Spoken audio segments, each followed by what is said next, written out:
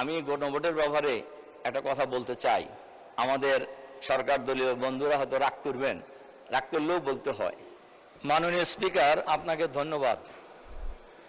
আমি আমার কথা বলার শুরুতেই আমি শ্রদ্ধার সাথে স্মরণ করছি 47, 71, 90 এবং 24-এ যারা জীবন দিয়েছেন, এবং আরও শ্রদ্ধার সাথে স্মরণ করছি আমাদের নেতা সাবেক মন্ত্রী শহীদ মাওলানা মতিউর রহমান নিজামী সহ ফেসিবাদের আমলে আওয়ামী জামাত এবং বিএনপি সহ বাংলাদেশের নির্যাতিত মানুষেরা যারা জীবন দিয়েছেন তাদেরকে আমি শ্রদ্ধার সাথে স্মরণ করছি। মাননীয় স্পিকার, আমাদের এখন বাজেট অধিবেশন চলছে, বাজেটের উপরে আলোচনা চলছে। বাজেটে অনেকেই বলছেন আমাদের সরকারি দলের মাননীয় সদস্যবৃন্দ যে এবারের বাজেট এত ভালো হয়েছে যে কেউ মিছিলও করে নাই, কেউ দামও বাড়ে নাই। আমি মনে করি কথাটা মোটেই সঠিক নয়। দামও বেড়েছে, মিছিলও হয়েছে। দাম তো এখন বাড়বে কেন? দাম তো আগেই বাড়ায় দিয়েছেন। কারণ তেলের দাম, গ্যাসের দাম, বিদ্যুতের দাম এটা আগেই বৃদ্ধি হয়েছে, তখন মিছিল শুরু হয়েছে। এবং বাজেট পেশ করার পরেও কিন্তু মিছিল হয়েছে। কাজেই দাম বাড়ে নাই। দাম, এই যে আমার হাতে এখানে একটা তালিকা আছে, আপনি যে সময় দিয়েছেন এই সব তালিকা বলা যাবে না কোন কোন জিনিসের দাম বাড়ছে, তারপর দুই একটার কথা বলি আর কি। মাননীয় স্পিকার, এলপিজি গ্যাস এটা বৃদ্ধি হয়েছে। আগে ছিল 1341 টাকা, এখন হচ্ছে 1728 টাকা, বৃদ্ধি হয়েছে 28.9 টাকা, তার মানে 29 টাকা। এরপরে ডিজেলের দাম বৃদ্ধি হয়েছে প্রতি লিটারে 15 টাকা। কেরোসিনের তেলের দাম বৃদ্ধি হয়েছে প্রতি লিটারে 18 টাকা। এরপরে পেট্রোলের দাম বৃদ্ধি হয়েছে প্রতি লিটারে, আগে ছিল 116 টাকা, এখন হচ্ছে 135 টাকা, 19 টাকা বৃদ্ধি হয়েছে। এইভাবে যদি আমি ধরি, ডিমের দাম প্রতি 1 ডজন ডিমের দাম ছিল আগে আপনার, ব্রয়লার মুরগির ডিম ছিল 100, প্রতি কেজি ছিল মুরগি 185 টাকা, এখন হচ্ছে 200 টাকা। ডিম ছিল 1 ডজন 135 টাকা, এখন হচ্ছে 145 টাকা। পেঁয়াজের দাম আগে ছিল 50 টাকা, এখন ছিল 58 টাকা। সোনালী মুরগি প্রতি কেজি ছিল 300 টাকা, এখন 400 টাকা। এখন আমাদের সরকারি দলে বন্ধুরা আসলে আদৌ বাজারে যান কিনা এটা হলো প্রশ্ন আর কি। বাজারে গেলে তো এটা টের পাইতেন আর কি। মাননীয় স্পিকার, এরপরে ওনারা অনেকেই বলছেন যে আমরা বলছি গরিব মারার বাজেট, এটা আসলেই গরিব মারার বাজেট।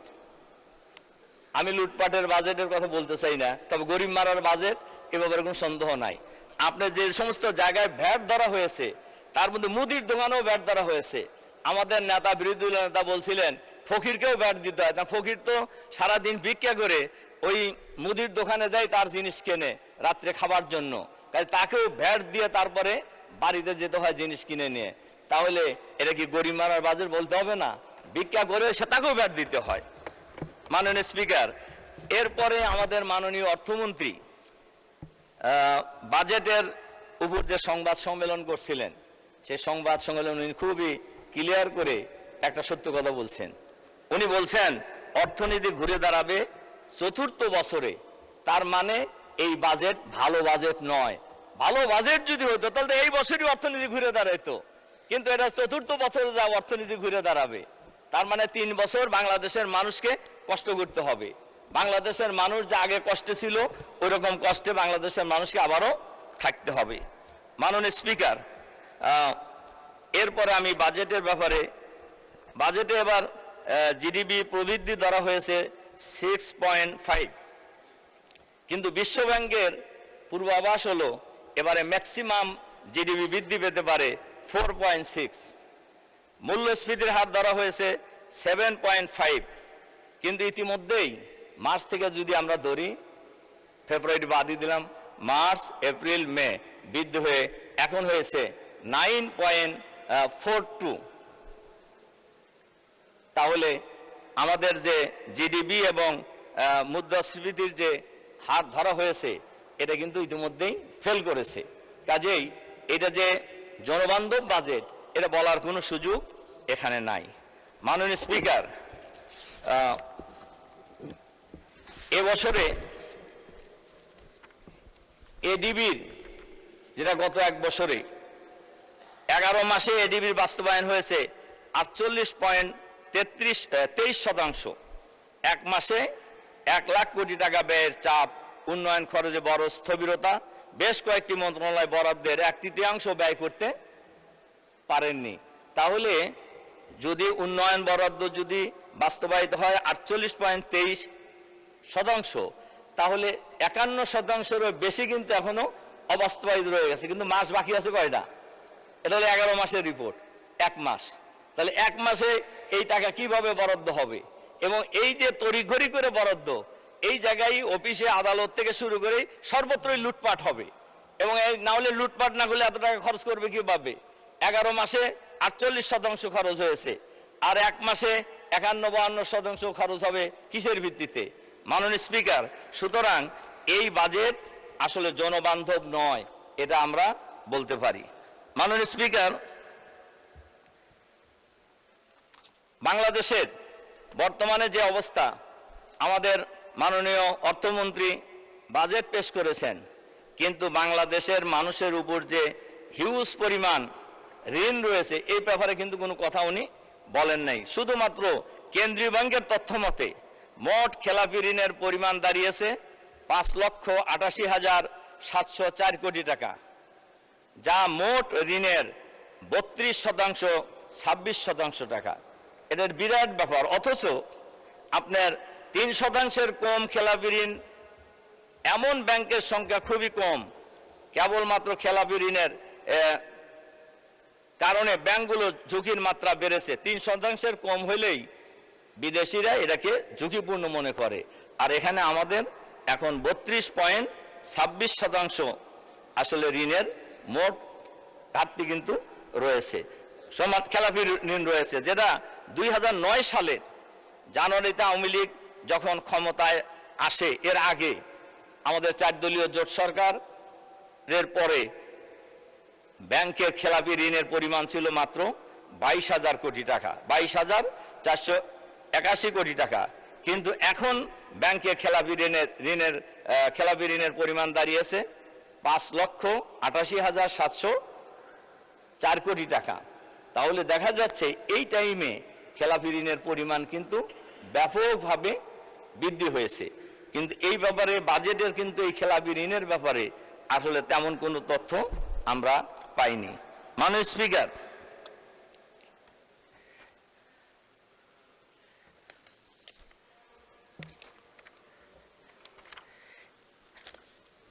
এবছরে এই সরকার ক্ষমতা আসার পরে যে বিদেশের ঋণ পরিশোধ করা হয়েছে, ঋণের টাকা দিয়ে ঋণ পরিশোধ, এটা একটা নতুন মাত্রা যুক্ত হয়েছে, যেটা আগামী কয়েক বছরের মধ্যে অনেক গুণ বৃদ্ধি পাবে। প্রায় 4 লক্ষ কোটি টাকা ঋণ পরিশোধ করতে হবে, যেটা আমাদের মতো দেশে কোনোভাবেই সম্ভব নয়।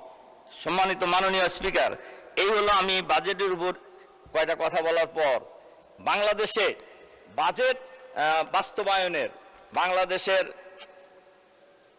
সমস্যার সমাধানের ক্ষেত্রে সবচাইতে বড় বাধা হয়ে দাঁড়িয়েছে এখন আইন শৃঙ্খলা পরিস্থিতি।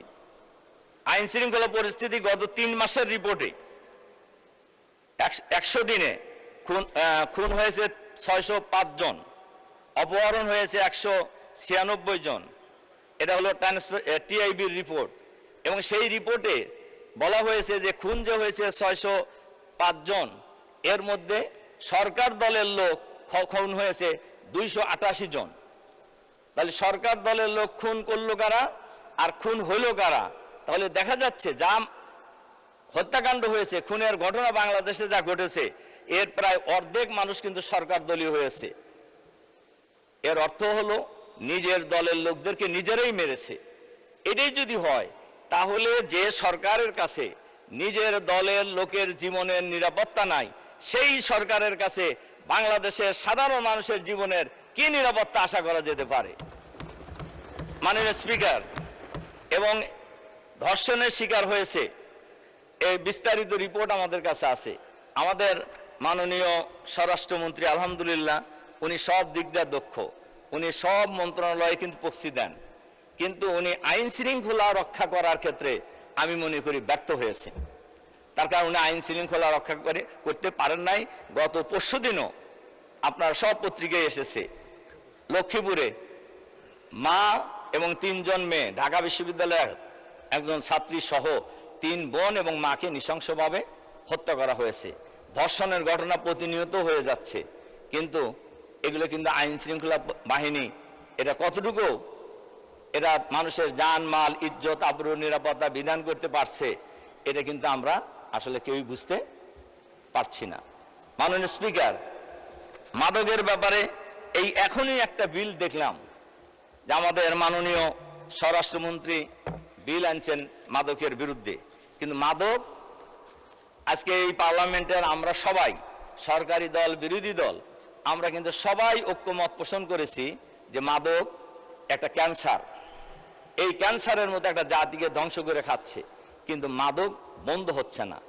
মাদক সেবী এবং মাদক সেবীর সংখ্যা এখন একটা রিপোর্ট অনুযায়ী 83 লাখ, এর সিংহভাগই হলো যুবক।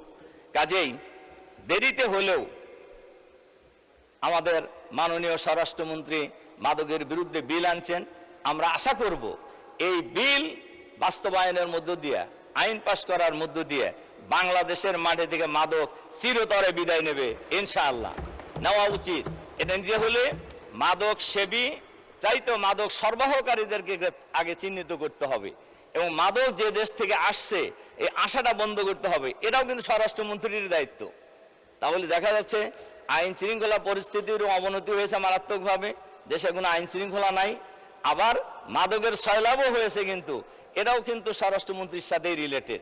এজন্য এই আইন পাশ করার মধ্য দিয়ে আমরা আশা করব মাদক বাংলাদেশ থেকে চিরদিনের জন্য বিদায় নেবে, আমাদের দেশের যুবকরা মাদকের এই নেশা থেকে রেহাই পাবে ইনশাআল্লাহ।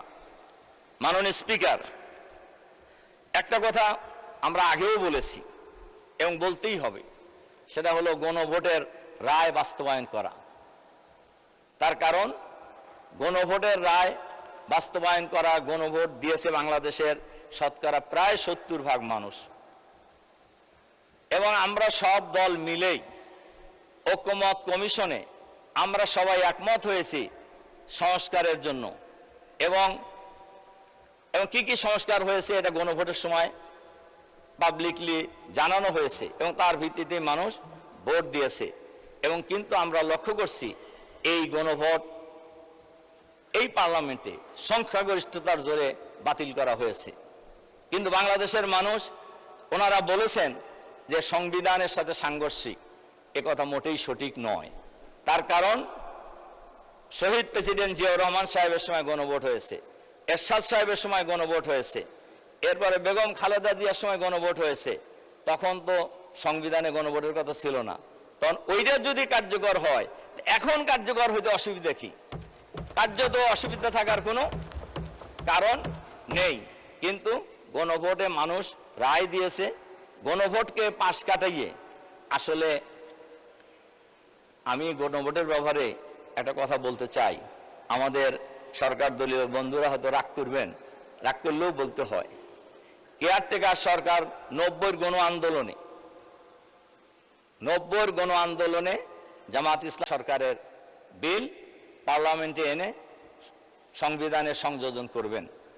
কিন্তু আমরা লক্ষ্য করেছি জামাত ইসলামের সমর্থন নিয়ে 91 সালে যে সরকার হয়েছিল, ওনারা কিন্তু এটা করেন নাই।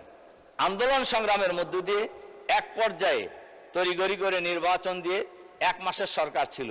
কেয়ারটেকার বিল কিন্তু সংবিধানে সংযোজিত হয়েছে, এবং আশা করি আবারও সংযোজিত হবে, এবং অলরেডি হয়ে গেছে সুপ্রিম কোর্টের রায়ের মধ্য দিয়েই। তা আমি যে কথা বলছিলাম, গণভোটের রায় এটা বাংলাদেশের শতকরা 70% মানুষের দাবি। কাজে এই রায় বাস্তবায়ন করা সরকারের দায়িত্ব মেইনলি। সরকার যদি এই রায় বাস্তবায়ন করার ক্ষেত্রে গড়িমসি করে, তাহলে খুবই পরিষ্কারভাবে বোঝা যাচ্ছে এইটার পরিণতি খুব ভালো হবে না। তার কারণে দেশের জনগণ গণরায় দিয়েছে, গণভোটকে বিজয়ী করেছে, এবং এই দেশের মানুষ গণভোট কার্যকর হোক এটা চায়। এবং আজকের এই মহান সংসদে আমি সরকারি দল বিরোধী দল আমি সবার উদ্দেশ্যে বলতে চাই, এই গণভোটের রায় যদি বাস্তবায়িত হয় কারোরই তো অসুবিধা হওয়ার কথা না। আমরা তো ঐক্যমত কমিশনে সবাই ঐক্যমত হয়েই আমরা ঐক্যমত পোষণ করেছি এবং তার ভিত্তিতেই জুলাই সনদ স্বাক্ষরিত হয়েছে। জুলাই অধ্যাদেশ যতদিন পর্যন্ত কার্যকর না হবে ততদিন পর্যন্ত এ ব্যাপারে জনগণের মধ্যে একটা দ্বিধা বিভক্তি থেকেই যাবে। এজন্য আমি সরকারের কাছে অনুরোধ জানাবো অবিলম্বে এই গণভোটের রায় কার্যকর করা হোক। মাননীয় স্পিকার,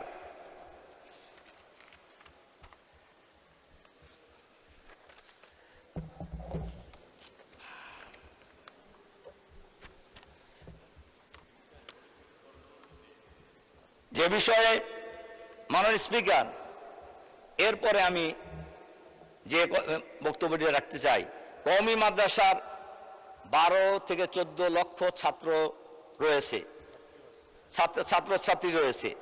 এই 12 লক্ষ 14 লক্ষ ছাত্রছাত্রীদের উন্নয়নের জন্য বাজেটে বরাদ্দ থাকতে হবে। তার কারণ, তবে এক্ষেত্রে একটা কথা বলি, এখানে কোনো বৈষম্য করা যাবে না, বরাদ্দ থাকতে হবে।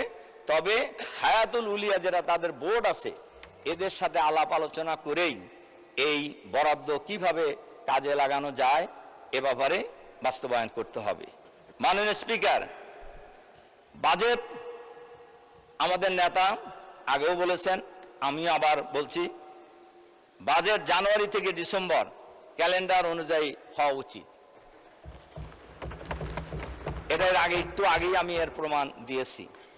যদি জানুয়ারি টু ডিসেম্বর হয় তাহলে এই যে ফাঁকফোকর খোঁজার, এই যে রেইনি সিজনে যে আপনার তড়িঘড়ি করে 1 মাসে 51% বাস্তবায়নের যে তাগিদ, এইটা আর তখন থাকবে না। এর সাথে সাথে আমি এ অনুরোধও জানাবো যে বাজেট প্রতি 3 মাস অথবা 4 মাস অন্তর অন্তর পর্যালোচনা হওয়া উচিত পার্লামেন্টে, যে বাজেট কতটুকু ব্যয় হলো, কত বাজেট নির্ধারিত ছিল, কত বাজেটের ব্যয় হয়েছে। মাননীয় স্পিকার, সরকারকে একটা বিষয়ে অবশ্যই ধন্যবাদ দিতে হবে যে অল্প হলেও ইমাম এবং মুয়াজ্জিনদের জন্য বেতন নির্ধারণ করা হয়েছে, যদিও সেটা খুবই কম। আমি আজকের এই মহান সংসদে আমি শুধুমাত্র ইমাম মুয়াজ্জিন নয়, অন্যান্য ধর্মেরও যে উপাসনালয় আছে সেই সমস্ত জায়গায় যারা দায়িত্ব পালন করছেন, পুরোহিত বা পাদ্রী যারা দায়িত্ব পালন করছেন, এবং সারা দেশেই যার যার অবস্থান অনুযায়ী আমি বেতন নির্ধারণ করার জন্য আমি এই মহান পার্লামেন্টে দাবি জানাচ্ছি। মাননীয় স্পিকার, আমাদের দেশের বেশিরভাগ মানুষ যারা ইসলাম জানে, চর্চা করার চেষ্টা করে, এরা কিন্তু ছোটবেলায় ফোরকানিয়া মাদ্রাসা, ইবতেদায়ী মাদ্রাসা থেকেই তাদের এই যাত্রাটা শুরু হয়। কাজেই কিন্তু এই ইবতেদায়ী মাদ্রাসার ছাত্র এবং শিক্ষকরা খুবই অবহেলিত। কাজে আমি মহান সংসদে আপনার মাধ্যমে আমি দাবি জানাচ্ছি যে ইবতেদায়ী মাদ্রাসা একটু যাচাই বাছাই করে এগুলোকেও সরকারিকরণের জন্য আমি সরকারের কাছে আহ্বান জানাচ্ছি। মাননীয় স্পিকার, জুলাই শহীদদের সাথে গত 16 বছরে জুলাই শহীদদের জন্য একটি ভাতা নির্ধারণ করা হয়েছে, আমি এর জন্য সরকারকে মোবারকবাদ জানাই। কিন্তু জুলাই শহীদদের সাথে এই 16 বছরে বাংলাদেশে যত লোক শহীদ হয়েছে, পঙ্গু হয়েছে, গুম হয়েছে, অপহরণ হয়েছে, এদেরও একটি নির্ধারিত পরিমাণ ভাতা নির্ধারণ করে পুনর্বাসনের ব্যবস্থা করা হোক। মাননীয় স্পিকার, কারিগরি শিক্ষা ব্যবস্থাকে আরো সমুন্নত করার জন্য, শক্তিশালী করার জন্য আমি মহান সংসদে আমি দাবি উত্থাপন করছি। মাননীয় স্পিকার,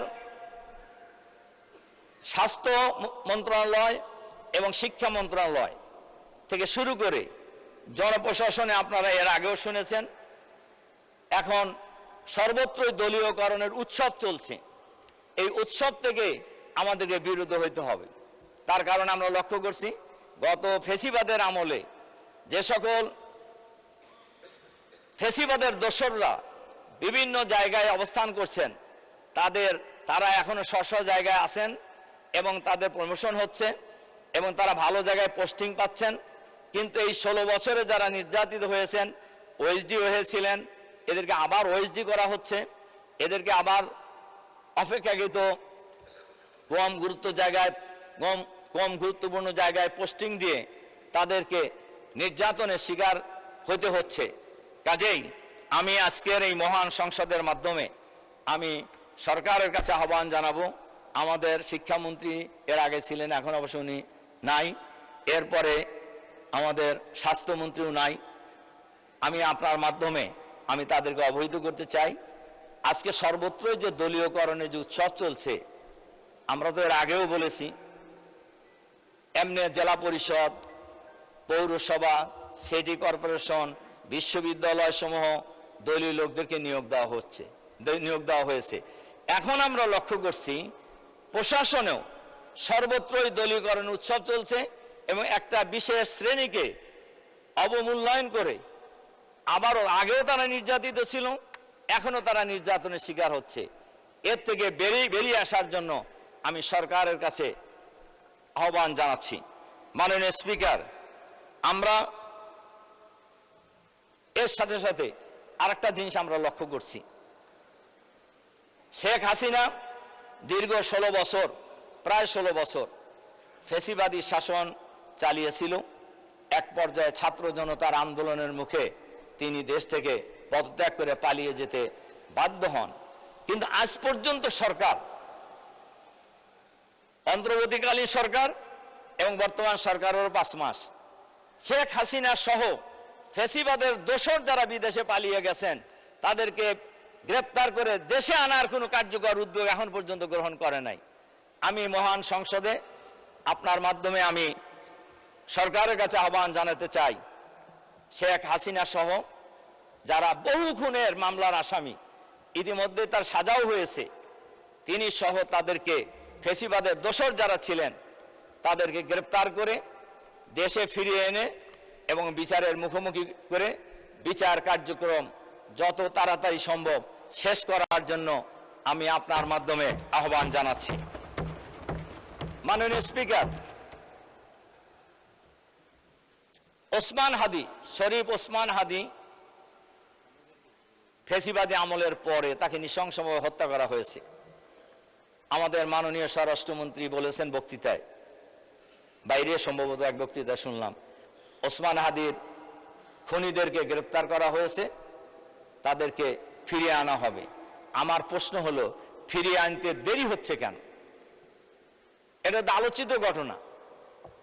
অবিলম্বে ওসমান হাদির খুনিদেরকে, যারা গ্রেপ্তার হয়েছে এবং যারা গ্রেপ্তার হয় নাই, তাদের দেশে থাকুক অথবা বিদেশে থাকুক, তাদেরকে গ্রেপ্তার করে দেশে ফিরিয়ে এনে আইনের কাঠগড়ায় দাঁড় করানোর জন্য আমি সরকারের প্রতি আহ্বান জানাচ্ছি।